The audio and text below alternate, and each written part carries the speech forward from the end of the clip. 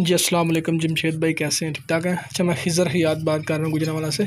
ये माशाल्लाह आज मेरी एक तीसरी फीमेल ने बच्चे डिलीवर किए हैं। ये माशाल्लाह 1 2 3 4 5 6 7 ये 8 ये 9 और ये वाले मतलब 10 बच्चे इसने डिलीवर किए हैं ये आज। तो माशाल्लाह हेल्थी एंड एक्टिव हैं सारे। और ये फ़ीमेल है। और इसके अलावा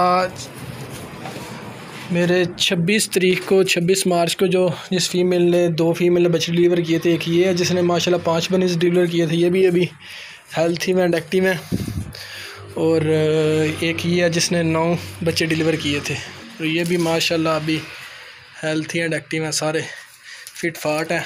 और ये मेरा छोटा सा फार्म है जो अभी मैंने सारा सेटअप किया हुआ है गर्मियों में। ये बस शुक्र अल्हम्दुलिल्लाह सेटअप ये भी जा रहा है अल्लाह के करम से माशाल्लाह।